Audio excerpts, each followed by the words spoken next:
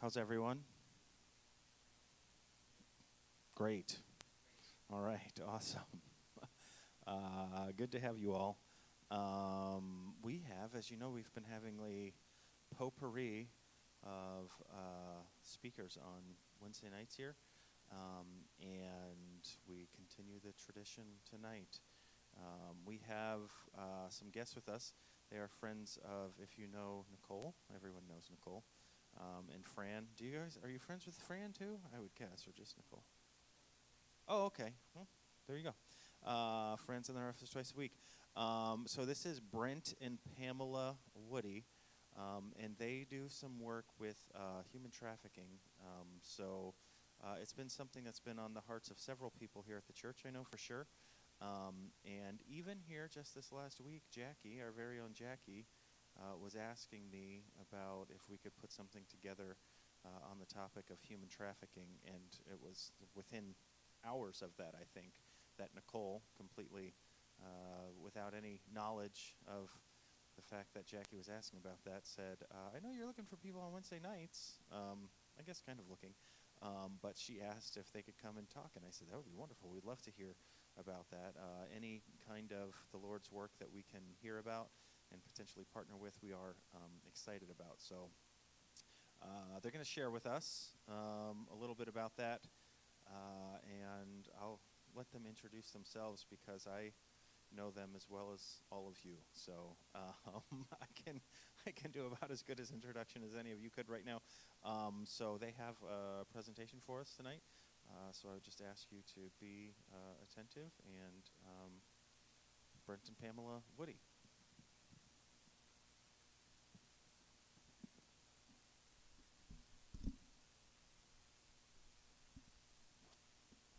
Fantastic. So who doesn't want to come out on a Wednesday evening and hear about human trafficking? It's like an inspiring subject. And we have a fairly small group tonight, so we're going to sort of make this conversational, which means that, we invite you to ask any questions that you have kind of along the way rather than wait till the end and then we can do Q&A and such, but I think it's better if something just kind of, as we're talking, something kind of pops into your head, and, well, what about this?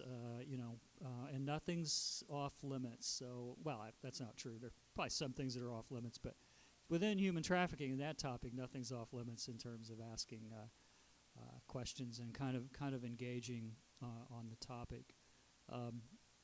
I guess we can do kind of an introduction. We haven't done a thing together, actually, a presentation for quite a while, we realized this evening. So we both do a lot of presentations, but doing it together. So we might get into a fight or something. I don't know if that's going to happen.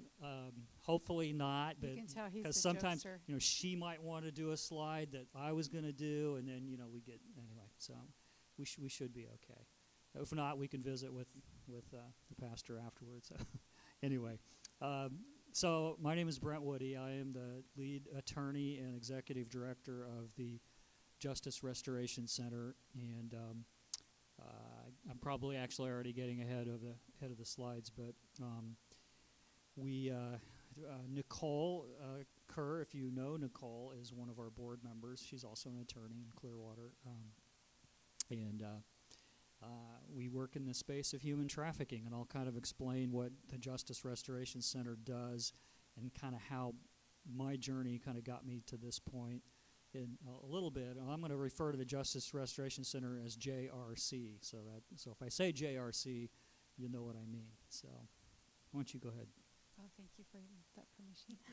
See, we're already at it. So. We have known each other 34 years. We've been married 33, so forgive us if we get a little punch happy up here, but I am Pamela Woody, and I lead Advocates Against Human Trafficking. Our official name is Tampa Bay Advocates Against Human Trafficking because we started back in 2012 thinking we were just going to work in the Tampa Bay area, but the Lord had different plans. We started working with survivors nationwide, and then we've also been able to go overseas to Swaziland, Africa, as well as a location in Asia, South Asia, and working with survivors there as well. And I'll just go ahead and tell how I got involved. Well, let me let me sorry. just create just a little bit of context here for this. This scripture, that Isaiah 61:1, and you can take scriptures out of context, so you can find anything that means anything. But just the words here, and to me, the reflection of the character of God, and His call to the church to be responsive to difficult, tough, ugly issues. It's a space that I think the church is called to step into, and human trafficking is one of those spaces. So the Spirit of the Sovereign Lord is on me, because the Lord has anointed me to proclaim good news to the poor. He has sent me to bind up the brokenhearted, to proclaim freedom for the captives, and release from darkness for the prisoners. So as we kind of go through tonight, sort of just keep that in mind, that the church really is the hope of the world. Jesus is the hope of the world, and He cares about the vulnerable, and He really calls us to do the same. And we're going to talk about the vulnerable tonight, human trafficking victims, human trafficking survivors. Vulnerability is one of the themes that run through all types of trafficking, all types of human exploitation. So anyway, Justice Restoration Center, JRC. So I actually did jump up ahead of you, so but your slides are next. So anyway, so JRC provides pro bono, in other words, free legal services to human trafficking survivors. They're trauma-informed legal services, so we have to understand that our clients have all suffered complex trauma. So through sex trafficking, I'm going to use some terms tonight. I hope it's not objectionable. I'll probably say some things that you might not like normally hear in church. So that kind of comes with the territory. So. But we are... Well, you guys have all read Song of Solomon, so yeah. Yeah, well, okay. I wasn't going to talk about Song of Solomon, but maybe we could. But anyway, we provide free legal services. We work in the area of policy and legislation. So we've done a lot of work on Florida legislation, which we'll talk just a little bit about in a little bit. And currently working this legislative session, you've probably seen a lot in the news about Disney and everything that's going on with our legislature and with our governor. We're kind of actually weirdly in the middle of that, not exactly in the middle of that discussion, but we're kind of on the edges of that because of some of the work that we're doing. Pamela and I do safe prison releases, and we'll talk maybe just a little bit about what that means. What's a safe prison release, and what's that have to do with human trafficking.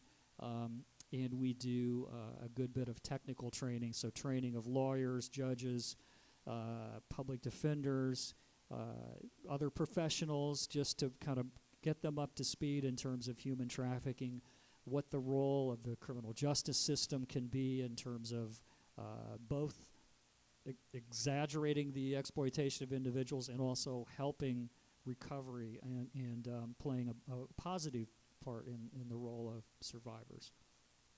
So those are kind of the four prongs of what we do. The lion's share of it is the trauma-informed legal services. The rest of it, legislation is kind of seasonal, but we're also involved in federal legislation, which that kind of is going on all the time. So, so now the advocates, sorry. So before I get started, how many in here know what human trafficking is? Oh, good. I didn't expect that, so that's awesome. Great. So that kind of helps me get my mindset We going. can skip the first 15 slides then. That's awesome. Well, I'm gonna say no, because he did a presentation earlier today from 10 o'clock to 2 o'clock, and he was on a panel, survivor. Yes. Exactly.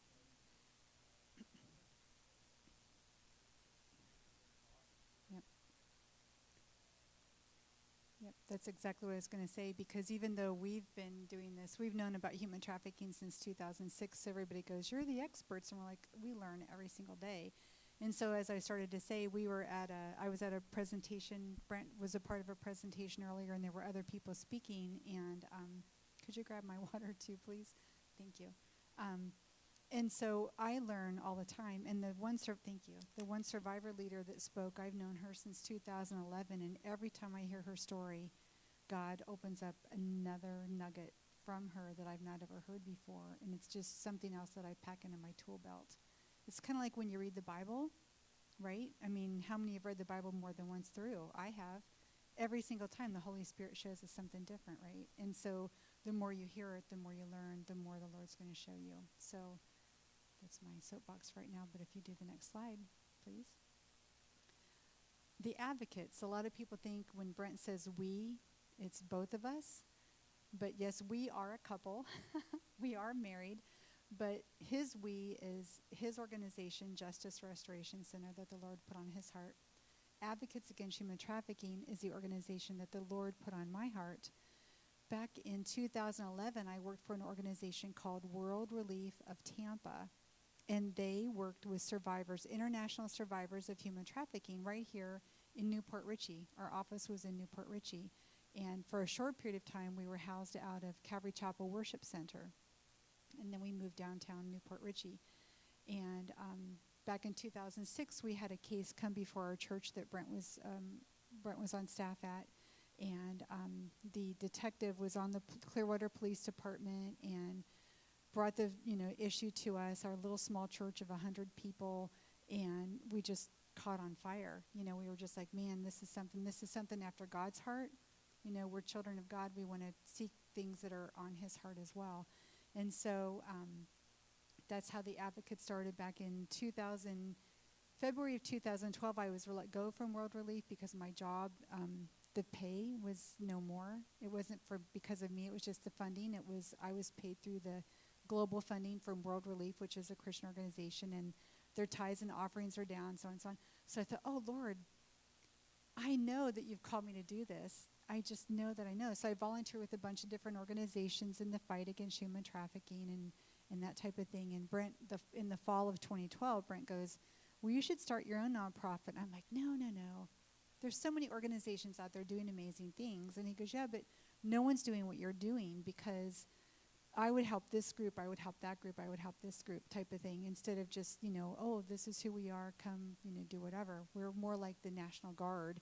Where there's a need, we see the need, and we've continued that to this day.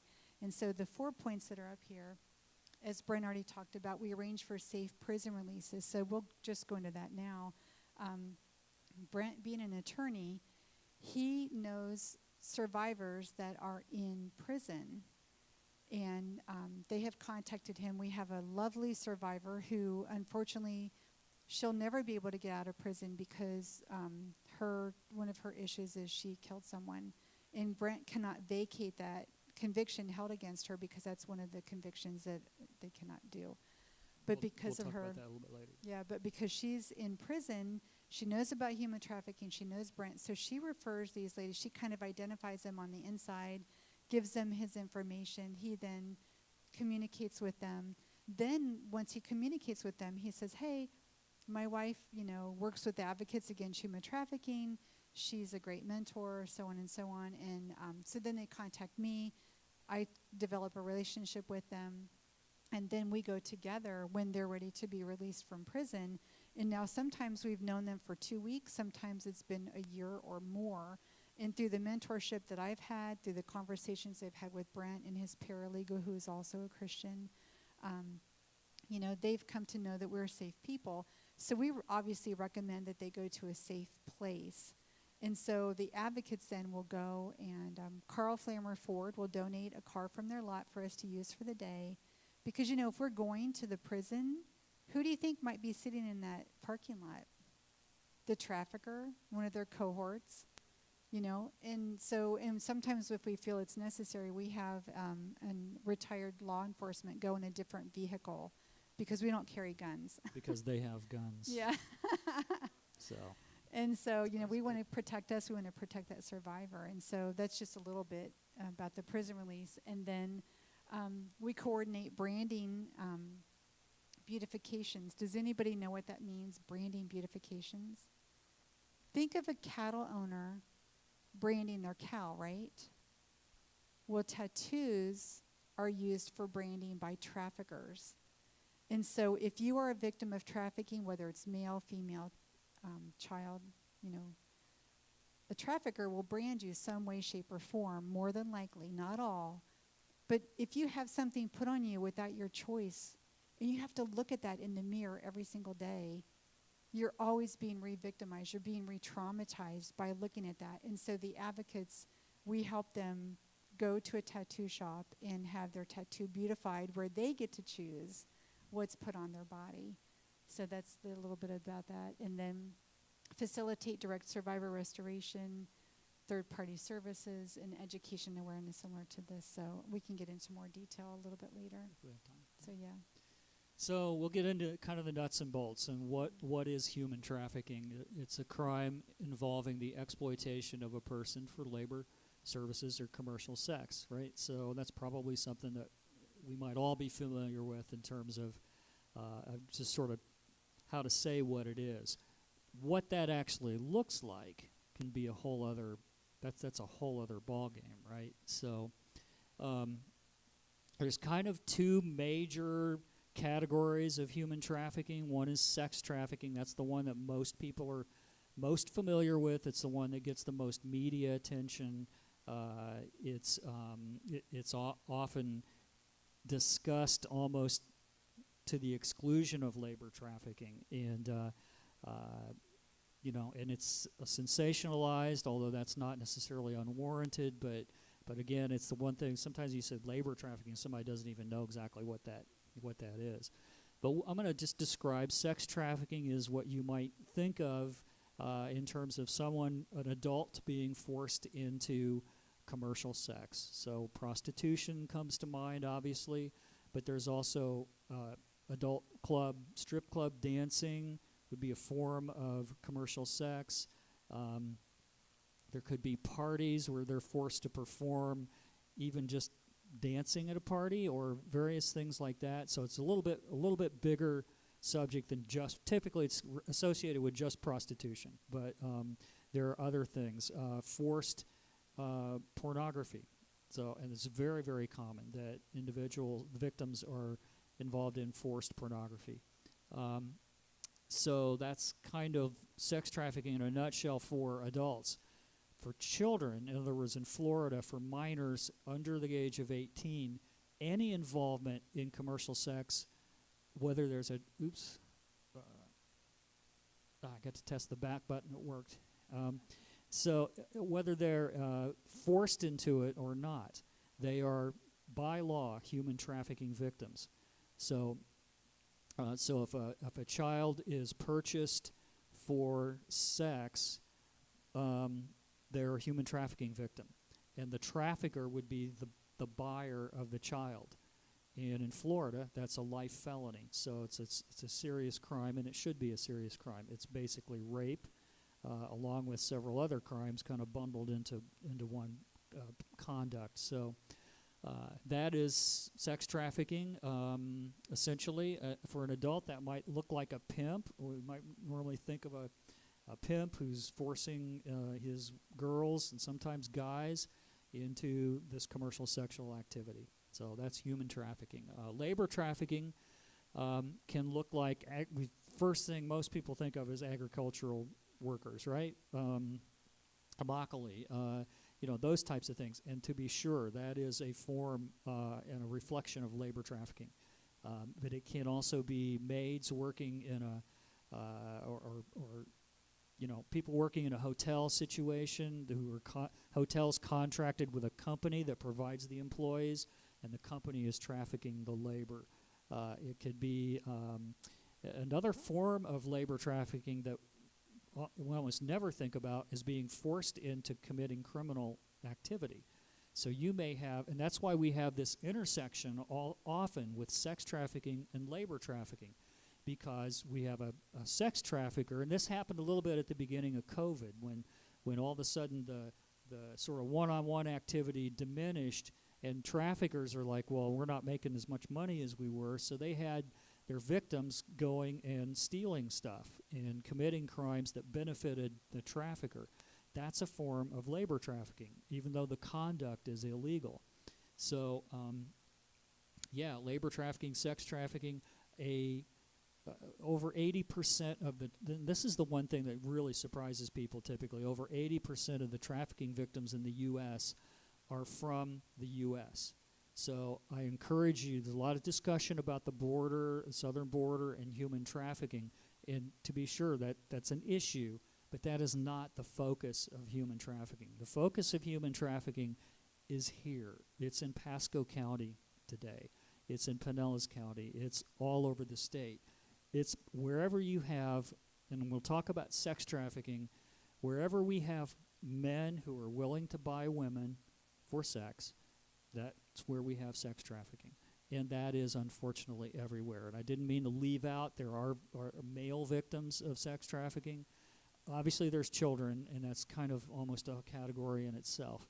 And it's rampant. It is, and I don't mean to be too dark here on a Wednesday night because there's some hope, but it is literally everywhere. And so don't get the border discussion is a legitimate discussion, needs to be, things need to be done, but that's not really the locus or the main point of human trafficking. Okay, so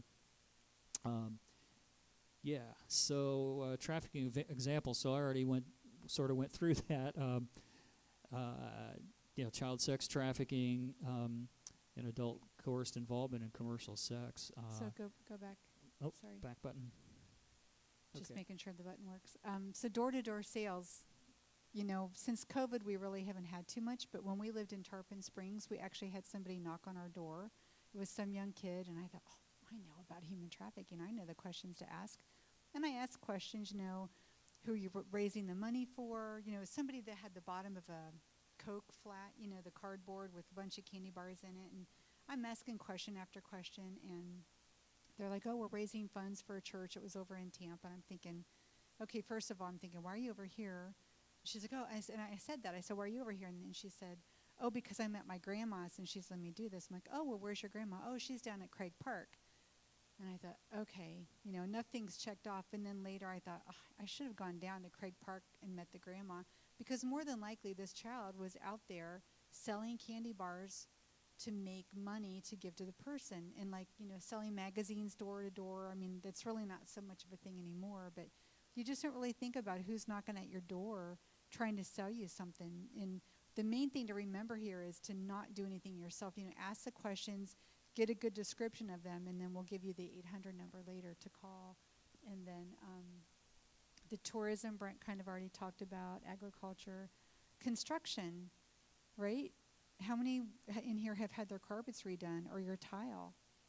The people that do that, unless they, are the actual owner or a handyman, they might hire somebody out to do it. And you don't know if that person that they've hired is actually being paid a fair wage for what they're doing, or if they're making any money at all. They might be working off a debt that they have had happen to them. Yeah, I want to mention another common place of human trafficking, and that is a couple of names for it. Illicit massage businesses. You've seen these sort of storefront things with the neon signs. I'm going to go as far as to say every single one of those that are not legit sort of licensed massage therapists are fronts for human trafficking. So there's prostitution going on in there. That's why they're there. And there's going to be a trafficker. There's going to be somebody that's running, typically the women who are working and sometimes living in those facilities. And that's right around here. I mean, you see those places everywhere. So we call them illicit massage businesses or sexually oriented businesses, or SOBs is another name for them. Another thing is nail salons, because a lot of times the nail salons are foreign people that don't speak the language, and then there's somebody collecting the money, and so they could be trafficked. They could also have a bed in the back that they have to service people after hours and that type of stuff. So you just have to be really, really on the lookout.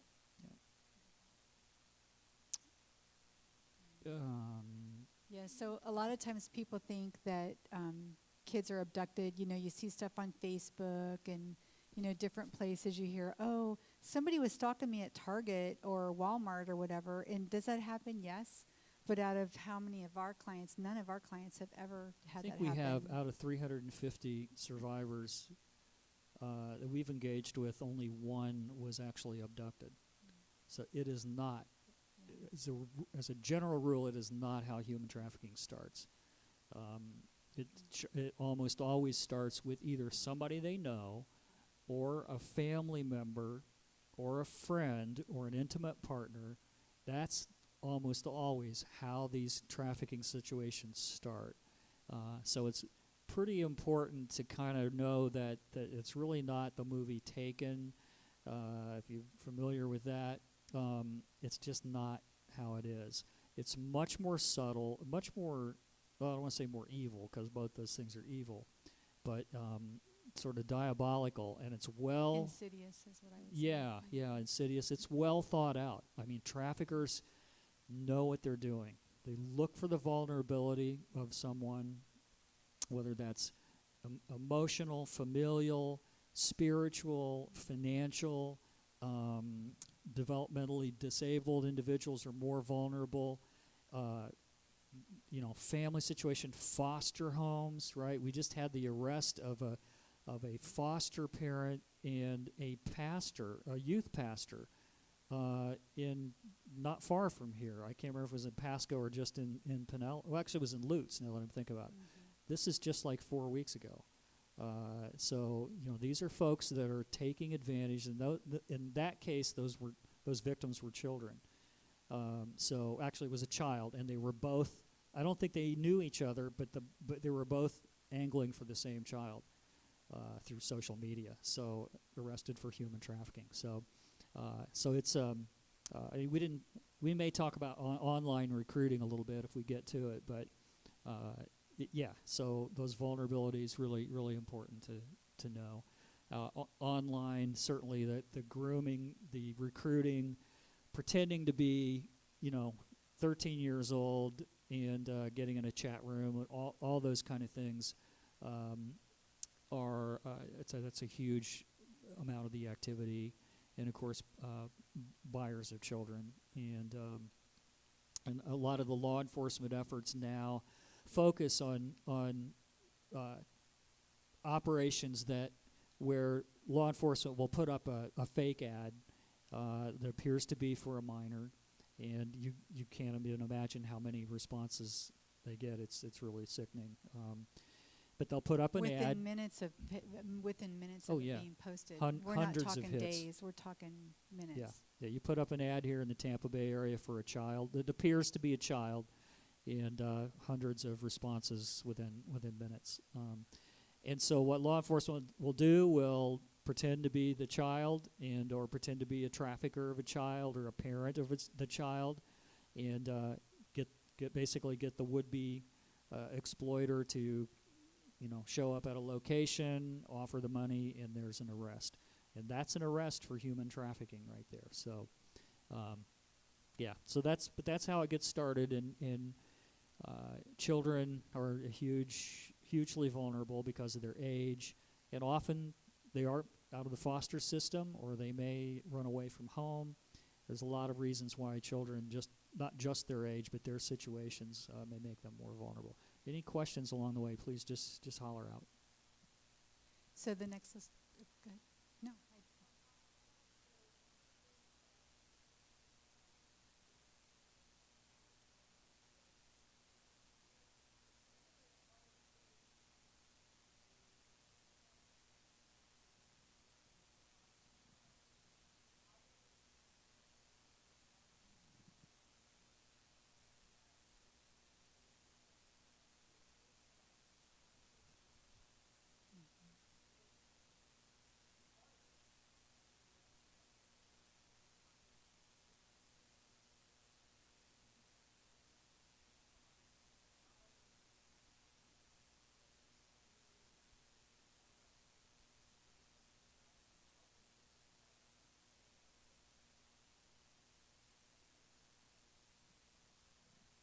So I'll answer that real quick.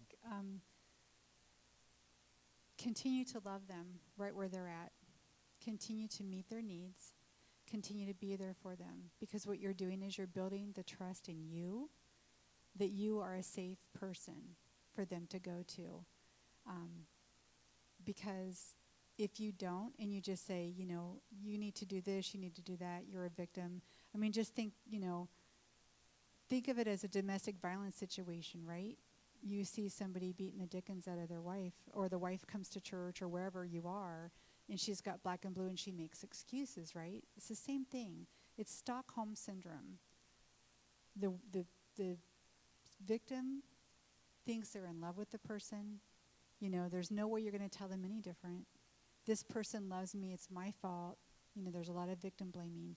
So the best thing that you can do is just continue to be there for them. Show them that you love them. Because I have several friends that do strip club outreach, and they go into the strip clubs, and they don't tell the people you're a victim. They go in and meet their needs. They go in and pray with them. They ask them, how can we help you? You know, what do you need assistance with? Oh, you need to pray for your son? Okay, you know, let's pray for him right now, this, that, and the other. It's just like anything. When you are trying to witness to somebody, right?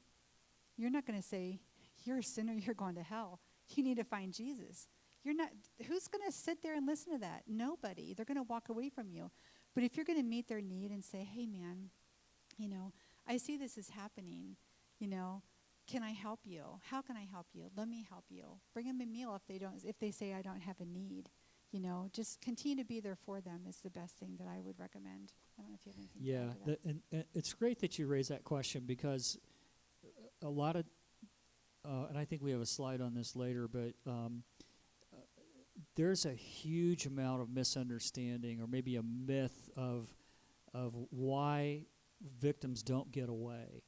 You know, why can't they leave? That's a question. And we still get that question from prosecutors sometimes, who are like, well, they weren't chained up. Why didn't they leave?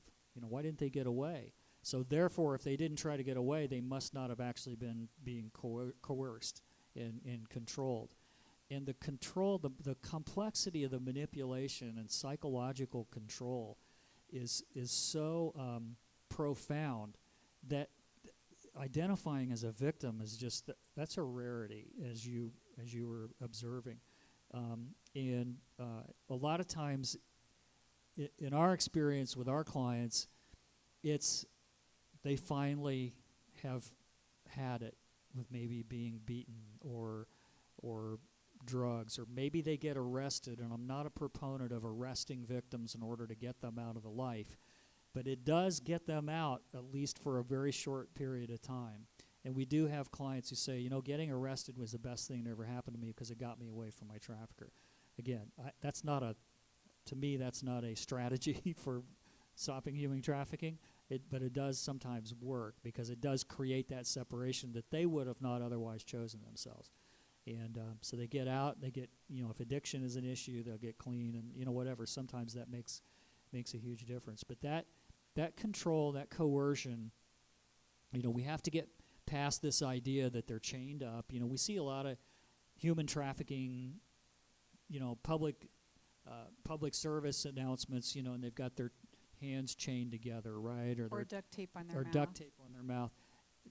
You know, trafficking situations are abusive, they're horrible, they're awful, but a lot of times victims can walk away. It is possible physically. They may not be confined at all, not physically, but they're tremendous confinement psychologically, emotionally, spiritual control. You wouldn't believe the way the gospel, and it's not really the gospel, the way God has been used to control. God's not controlling, but the perpetrators will use the name of God to control victims. So yeah, it's super complex. I don't know that while they're in that situation, it's really, you know, you don't really have a reach to them unless they're at a strip club or something like that, or unless you encounter them as a first responder, or maybe in a healthcare setting, that kind of thing, where those encounters do occur. It may occur repeatedly. That's why our healthcare workers have to be trained and know what to look for. But it's a really difficult situation. If you have contact with them, you'll never convince them that they're a victim. And if you try to, it could actually turn them against you, because they're going to potentially be loyal to their trafficker. So it's tricky. It's funny because I'm just looking at the list, and the first 3 or 4. You know, gaining trust, I'm telling you, gain their trust, you know, be there with them, meet the needs. You're meeting needs by helping bring a meal or whatever, you know. So do the opposite of this to help the survivor that you're talking about. Because we all have needs, right? We all want to be accepted. We all want to be loved. right? I mean, I can't speak for all the survivors, but most of them have had something traumatic happen in their life when they were younger. You know, one of our dear friends, she shares about how, you know, she was in her early 20s before a man ever told her that he was proud of her, and guess who the man was? It was her trafficker, you know? And it's just like, She was hooked. It took 4 years yeah. to get away. And she could come and go as she wanted. She actually left a couple times, but she went back because she knew what was expected of her, you know? So there's a lot of grooming that goes into it, you know? I'm sitting here thinking back to when I was young, you know, and my friend I just talked about, the survivor leader, she helped me realize that I was in the process of being groomed when I was younger. You know, I was in and out of a relationship with a guy for 2 years. I would leave him, we would break up, I would go back, so on and so on. He had me do things that I won't share right now. But she's like, Pamela, you were in the process of being groomed, and this is way back in the 80s, you know, early 80s. And it's just like, oh my goodness, you know, we didn't talk about human trafficking back then, you know, but I had things in my life prior to that that left me susceptible because I had a very low self-esteem, you know. And so, I mean, 1 in 3 women have had something happen to them sexually, you know. I'm sorry, 1 in 4 women, 1 in 3 men have had something happen to them, you know, to make them vulnerable throughout their lifetime. So, I mean, just think about the people that are in this room. You know, I'm not alone, and, you know. And so the church has a role in this, right? Both I think it's organizationally, but also as individual members of the body of Christ, and that is being people who are willing to get into this tough space with people if you have the opportunity, not running away from those things, not turning away from those things. Countless of our clients have recovered because of their faith in Christ. And there may have been somebody along the way that believed in them, that gave them the time, that didn't condemn them, didn't judge them, didn't tell them they were wrong for dancing in the club. You know, it just was there for them. And without condition, no conditions, no, if you accept Jesus, then I'll help you out. Or if you accept Jesus, things will get better. Just being Jesus to them and staying with them no matter what. That's what they need, and that's difficult, but it's mandatory. So, okay.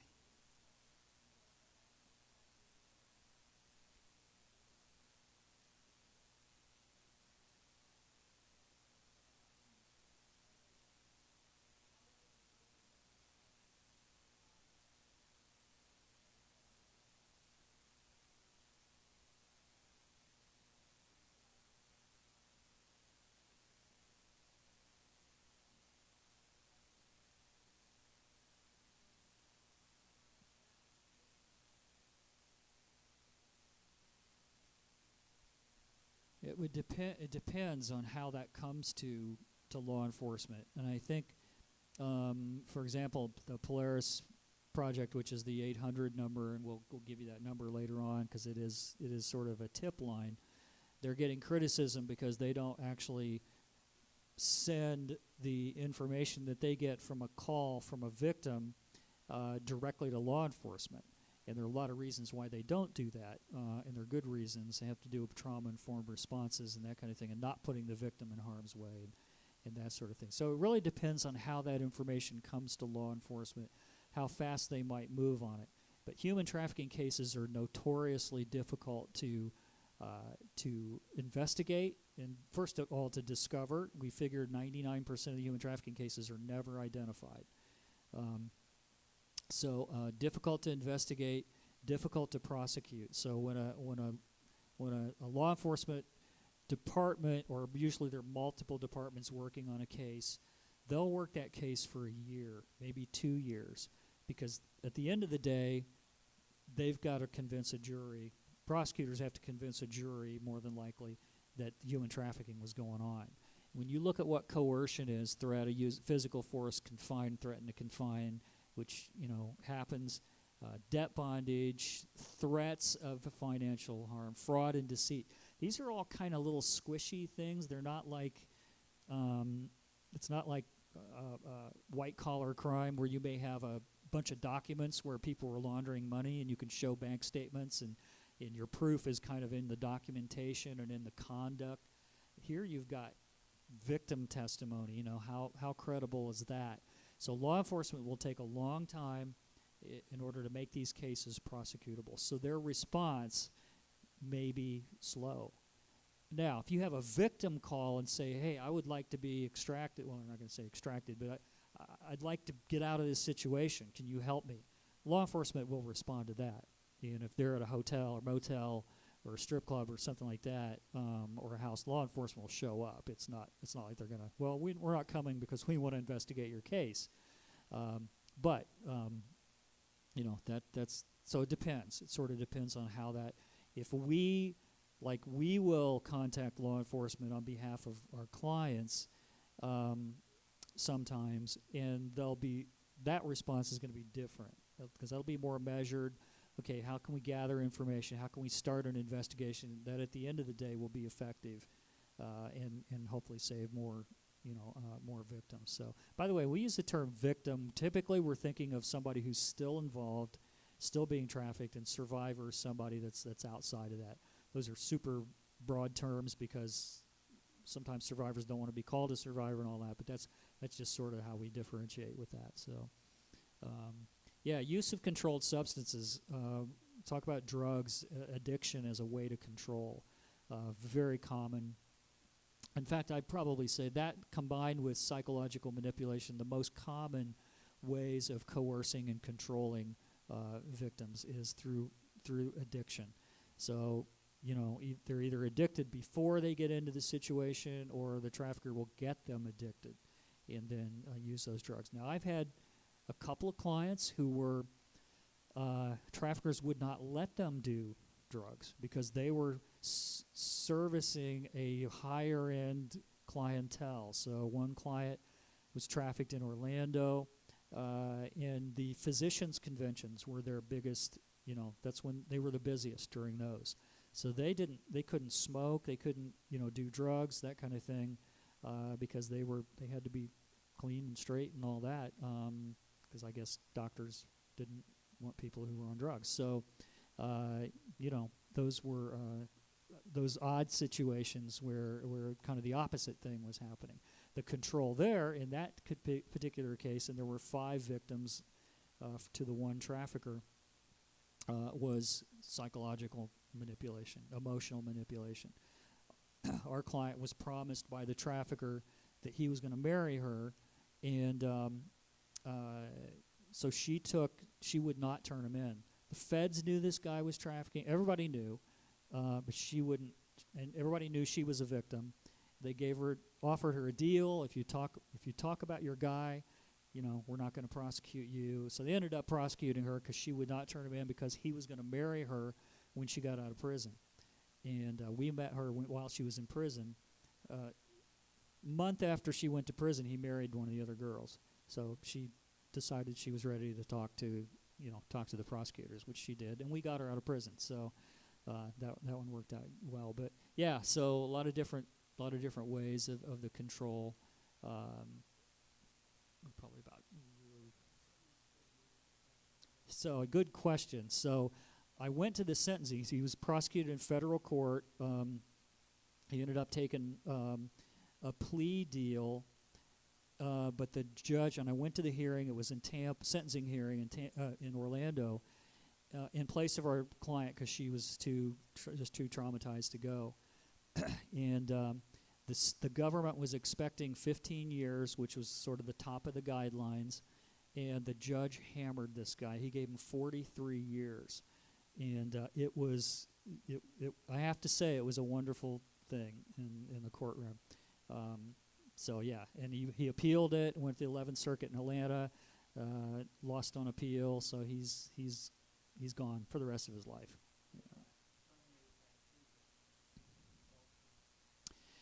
That's a great question. I think not. you're talking about the culture of traffickers, yeah, in terms of impacting or deterring future conduct. I don't think so. Part of that is because that's part of the 1% of those cases that are ever really identified and prosecuted. It does. And the other thing is, our real problem here, and we're getting way off, but let's just go with it, is that it's sex buyers that drive the business. So it doesn't matter how many traffickers you put away, there's going to be one to step into the shoes of the one that just got put in prison, because there's so much money in it. So that case I was telling you about in Orlando, our client was entitled to mandatory restitution under federal law.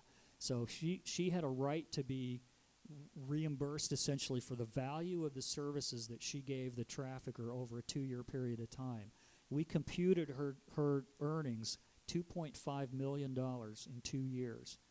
So she didn't get that restitution Just award. one girl. Just one girl. One He had girl. 5. Yeah. So I mean, that's a money game. So traffickers are going to step into that space and fill it, no matter, you know. I wish it was not that way, but it is. Now, sex buyers, on the other hand, and this is some of the legislation we're working on, if we can deter sex buyers, because that's where the business starts. You know, that's where I think potentially stronger penalties and other ways of dealing with sex buyers can have some impact, because sex buyers typically aren't in a culture that's totally separate from sort of mainstream culture. They're going to see stuff in the newspaper. They're going to hear, you know, news stories of, you know, 25 sex buyers who are arrested, and it's a felony, right? It's because it's not a felony at this point for a first offense as a sex buyer. It's a misdemeanor.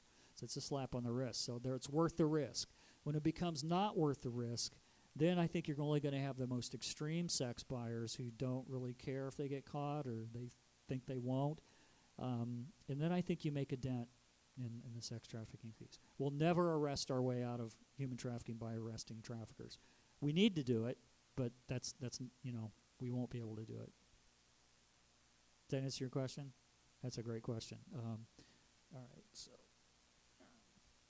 we're about like 100 slides behind. So we're even further because I can't get this to change now. Hello, is anybody up there? Yeah, that pro presenter is, let's see what's... Oh, let's just talk about something else then. Any other questions? You got another one? Sure, go ahead.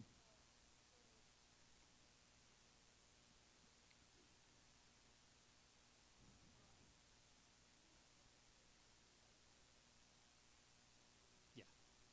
Yeah.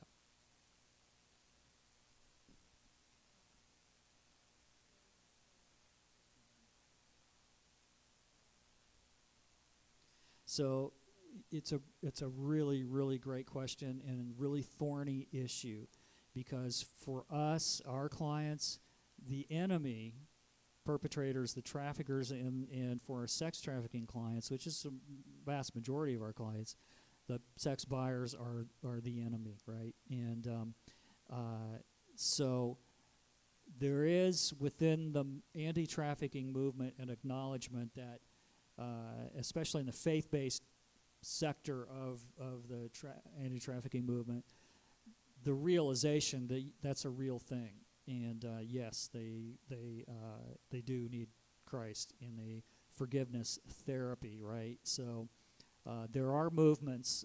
Typically, they're not kind of all in the same room, just because there's trauma involved in terms of victims and that kind of thing. So there's the Sex Buyer Rehabilitation Project, which is a ministry in Tampa, and they're doing great work. They're intercepting would-be sex buyers and kind of offering them a different narrative, and getting them involved in situations where they're not operating out of shame, but out of sort of redemption, and then training, and they're doing some great work. And there are also groups that, you know, traffickers are a little different, because you typically will only know about a trafficker publicly if they're in prison, you know, because otherwise it's not like we meet somebody and what do you do for a living? Oh, I'm a human trafficker. So, so we don't really get the opportunity to engage with them until they're actually incarcerated, typically. And there are ministries and others who work, in that space as well. That's a still really developing space, and it's not one that I know a tremendous about because we're so victim-oriented that it's tough to mix the two. Interestingly enough, I had a meeting with probably eight survivors talking about legislation last year, and we were talking about harsher penalties for sex buyers, and these survivors had a tremendous amount of care and concern about the well-being of these individuals. Of course, we're like, these guys are awful. We're not Jesus to them, right? I mean, we should be, but they exhibited a whole different thing, and I thought it was really, really interesting. I mean, some of them, of course, are angry, and it's still, but it's a hugely important thing in terms of kingdom work, no doubt. Yeah. Okay. Trafficking versus smuggling. So we have 5 minutes to do all the rest of it. So trafficking versus smuggling. One thing, and I talked about the border issue earlier, right? We talk about the border. A lot of times human trafficking is conflated with human smuggling. And when some of our politicians will talk about the human trafficking problem at the border, people think that trafficking means that's the people who are coming across the border, they're being trafficked. Trafficking doesn't involve movement. Think of drug trafficking, right? Trafficking is the sale of a person, the exploitation of a person, not the movement of a person. Smuggling, human smuggling, is the illegal movement of a person across the border into the U.S. or out of the U.S. for that matter. But the crime is when they come into the U.S. So keeping those terms separate, human smuggling victims are very susceptible to being trafficking victims. So that's a vulnerability right there.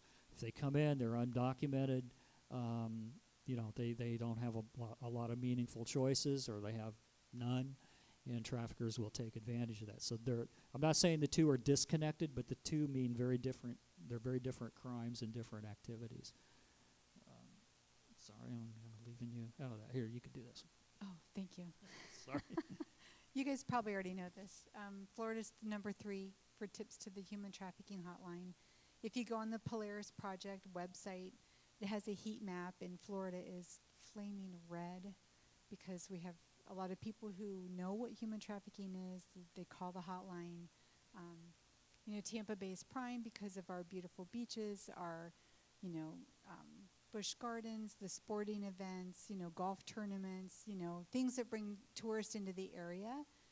Everybody wants to come here. Well, when tourists come here, traffickers bring their victims, or they're already in the area and they ramp up with more victims.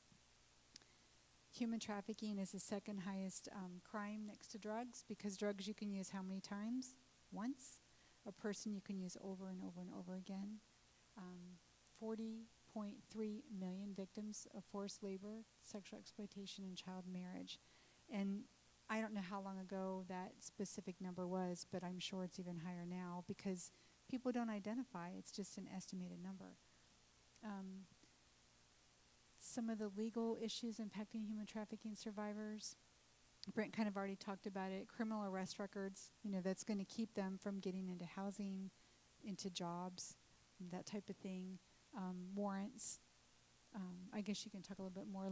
The landlord-tenant issues, those are really huge because, as I just said, they can't necessarily become a tenant because they have something on their background that's going to keep them from being able to be approved by that specific application, for the rental agency.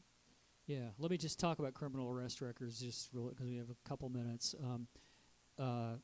Trafficking victims are typically put into situations where they're breaking the law, or at least are in a vulnerable to being arrested for breaking the law. And that can be prostitution, drug crimes, theft crimes,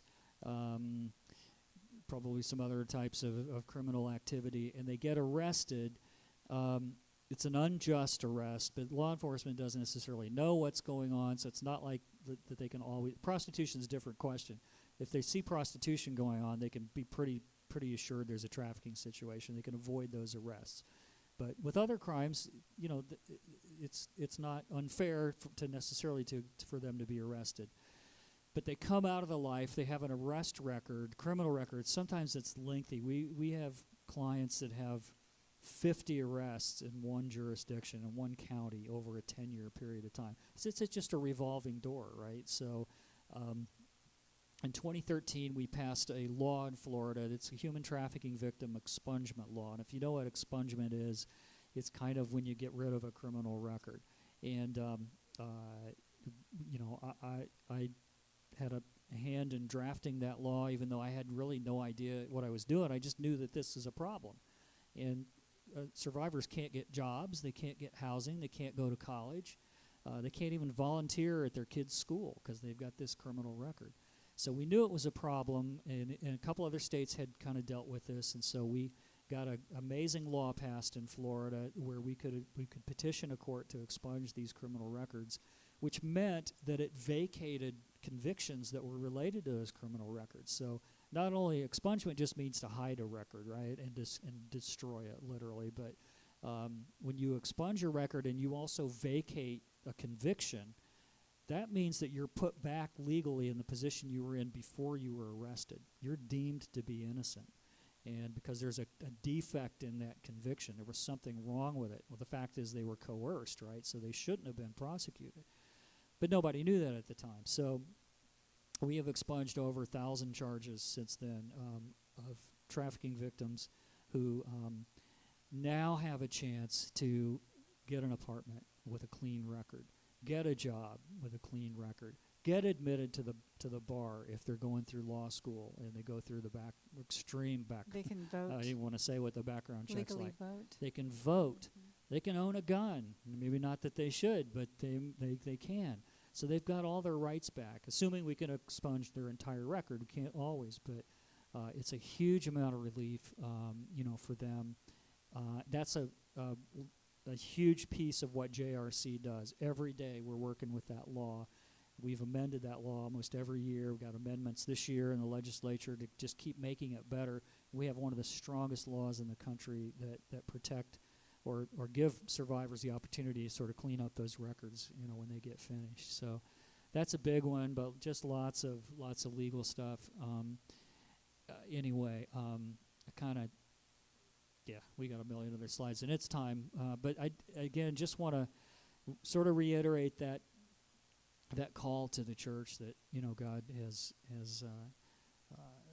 it's clear. I mean, it's not like controversial, I don't think. You know, should we be in this space? And there are a lot of spaces of need, right? There's addiction. There's just so many. The world is tough, and there's a lot of hurt. There's a lot of vulnerable, marginalized people. There's a lot of people in this room maybe that are hurting, and the church has to step into these spaces. Because if it doesn't, somebody else is going to. And I think it's really better off if the church is in that space. So, yeah, that would just be my charge tonight. If this is an issue that you're passionate about, or maybe something kind of strikes you and goes, you know, I can do more, please reach out to us. We're happy to talk with you. Happy to come back. You know, happy to be in any part of encouraging you as Christ followers to step into this. It's ugly. It's hard. It can be traumatic. There's like secondary trauma. There's all these things that we have to be careful of ourselves because we kind of live in this space. But there's nothing like it. I mean, it's you know, when you see. Sorry. When you see the kind of restoration we get to see, it's insane. It's like we get to watch Jesus, and it's pretty crazy. So anyway, that's our spiel, and I think we're sticking to it. We have a couple more slides. Do you want us to end, Pastor, or do you want us to blow through a couple more, or whatever you'd like to do?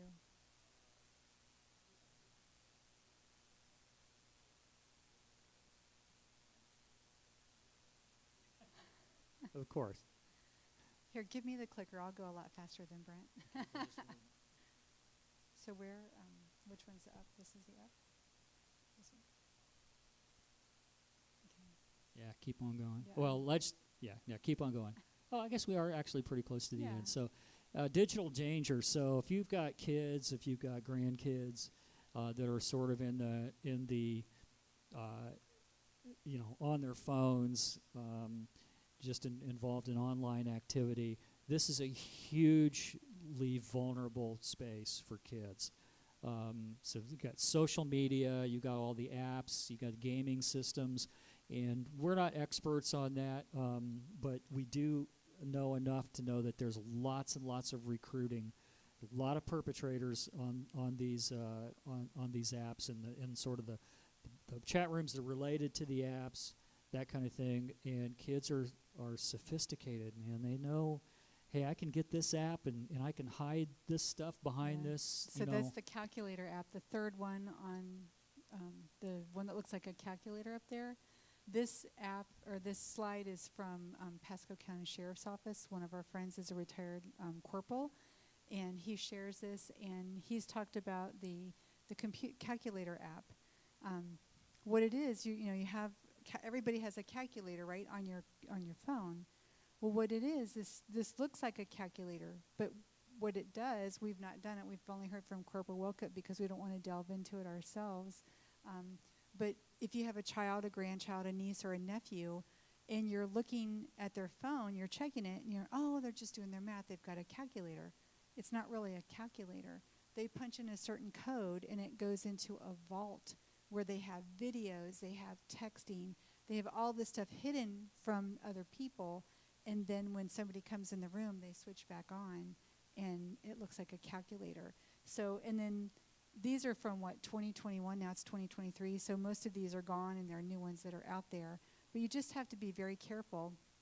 And, we have one younger child in here, who's maybe teenager or tween ager. I'm not sure. I'm just estimating the age. But the bottom line is, we all have grandkids or a neighbor who has children, that type of thing. Befriend them, and encourage them to get outside, do things outside, to get off of their computers. It's really difficult. I mean, even I came up here with my phone in my hand. I'm thinking, why in the world did I do that? I'm not expecting a call. I silenced my phone. It's just a part of what we do these days. So you just really need to be super, super careful with the kids and their apps. And gaming. So, Yeah. A lot of kids are involved in gaming. Yeah, a lot of adults are involved in gaming. And there are many ways through gaming apps that, there can be that kind of recruiting, creating a relationship. Kids don't know who these people are. They're pretending to be, 15 years old. And we've got multiple cases in the Tampa Bay area of recruiting through gaming, and then the kid ends up going and meeting, who they think is going to be, somebody their age, and it turns out to be a 40-year-old man, and that's, One of the trainings I went to when I worked for World Relief, one of the law enforcement talked about how he was in, the computer area, and he said that they caught a person, and where they were sitting, they were in a chair, had an adult diaper on, and they were sitting in a litter box because they didn't want to have to get up from the computer. That's how insidious and how gross this can be, that they just want to be on there, either looking at porn, because porn is the gateway into human trafficking, because your brain, the dopamine in your brain when you're looking at porn, you want more, you want more, you want more. So back in the day, it was Playboy, right? Then it got to, online and porn and that type of thing, and said you just want more and more and more. And said this person was actually had all of this paraphernalia because they just didn't want to leave the computer. They were so addicted to it. Go to the next. So, yeah, human trafficking hotline, really important to have that phone number in 1-888-373-7888. That's the number you call. If you've got you see something and you're kind of like, man, that just doesn't, I don't know, that doesn't look right. Better to make a call and just report what you've observed and what you think may be going on. And then, if you're wrong, then no harm done. But if you're right and you didn't call, then maybe something doesn't happen that should have. Maybe law enforcement doesn't respond, or a service provider doesn't respond because they don't have that information. So don't be afraid to call that. I or liken to text, it to the text that Be Free 233-733. If you were to encounter somebody who claimed to be being trafficked, and you were in a situation where that individual wasn't necessarily in immediate danger, and you could communicate that information to them. That number, if you notice when you stop at a rest area in Florida, there are signs. Every rest area has a sign that says if you're being controlled, if you're being forced to work, forced to do things against your will, you can call this number, and that is the number. Really important to have that in mind. And I liken the see something, say something. Think of this, this is what you see, right? But look what's down below the surface. What you're reporting is a small little tip of the iceberg. And so when you make that call, you might think, oh, that really didn't do much, but you just never know what's underneath. You see what I'm saying? So. Yeah. So like we said in the beginning, the church is the hope of the world. You all are the hope of the world, and we all are. And so encourage you to just engage in these things. And, there we go. Thank you so much for sitting through this. And we appreciate your prayers. Yeah, we really do. I'm going to go back to the, how do I go back? This button, the same button, but the opposite way. Mhm. I don't think so. Or the bottom. And then, okay. That's our first fight. Fighting over the clicker. So we already. have That's our cool. addresses there, our email addresses, if you want to get in contact with us. Oh, yeah. And then we have our organizations that I was headed towards if I go that way. So this is the Advocates, and then Justice Restoration Center. So, So one way you can get involved is to pray for us, because as Brent said, this is a very dark issue, a lot of secondhand trauma. We've been doing this for a very, very long time. Very, very grateful. Wouldn't change a thing.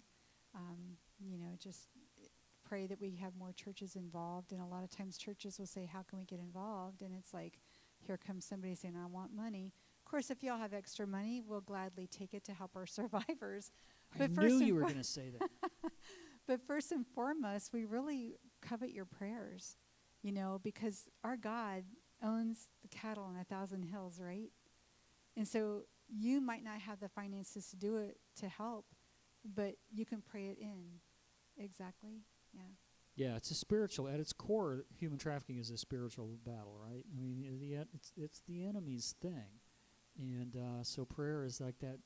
That's the first line of defense, and we have many cases that we're handling that are impossible, and so we know that we've got to pray, because we can't figure out what to do. There's no legal solution, whatever, and prayer is a thing, and we've seen God do some insanely miraculous things, and that's one of the best parts about our work. Yeah, With God, all things are possible.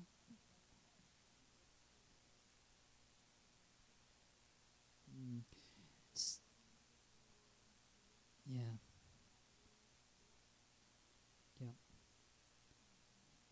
Yeah, you could actually Google homeless and trafficking, and there are many, many articles about that. And another thing that traffickers will do, they'll give them, it's called couch surfing, so they'll give them a place to stay, but they then have to pay. It's financial as well as sexual. Yeah, and we talked about the criminal arrest records earlier, and the barrier that is, like 90% of trafficking survivors with a criminal record will live the rest of their lives in poverty. So because all I can do is get subsistent work, Subway and whatever. Nothing against Subway, but they can't earn a sustainable wage. And so many of them do end up homeless or next to it. And so it's a good observation. And currently homeless people are certainly very vulnerable to exploitation, whether it's sex trafficking or it may be sometimes forced to try to collect money on the street corner, but that's actually being collected for a trafficker. So there are those situations as well. So. Well, and if you do have homeless that you see in the corner, I recommend, our church used to do this when Brent was on staff, gallon-sized Ziploc baggies. You guys, you're shaking your head. You probably already do this. Don't give them money because you don't know if that money is going to help them or if it has to go to the trafficker. But if you give them, a granola bar or a bottle of water or socks or toothbrush or whatever, then you're helping meet a need that they might have. And what they do with it beyond that is up to them. Okay. Any other questions tonight? If you have any, you want to stick around, we're happy to stay and answer anything. So. Thank you for letting us go thank for a you little so bit. much. Thank you so much for having us. We're very blessed. Thank you.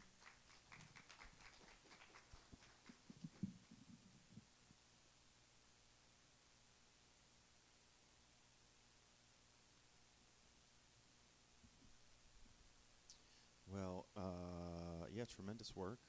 Like they said, it's, there's a lot of ministry that gets done out there, and there are a lot of people, I think, caring for homeless, and there's a lot of, ministry for addiction and those sorts of things, but seldom do you come across a church that's really involved in human trafficking. So, we're just finding our feet around here and seeing what the Lord has for us as we continue to grow and shape into whatever He would have us to be, but certainly wanted to provide the opportunity for all areas of ministry and service and missions to be brought to our attention. So yes, thank you so much, and we have each other's information and mutual contact, and we have some interest here from some of our parishioners in getting involved, so we'll be looking forward to seeing what comes from that.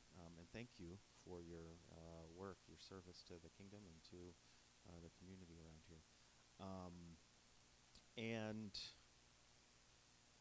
to end on a slightly happier note, it's been kind of heavy, but we have a tradition here where if your birthday happens to fall on an actual day of church service, we have to sing to you. And we have a birthday here tonight. Miss Pat Carlisle, how are you? You're good? It's been a heavy day for you, hasn't it? Well, prepare to feel the love, because we're going to sing to you with our loudest and most heartfelt and sincere voices. I'm going to get off the mic and we'll all do it together. A one, a two, a 1, 2, 3. Happy birthday to you. Happy birthday to you. Happy birthday, God bless you.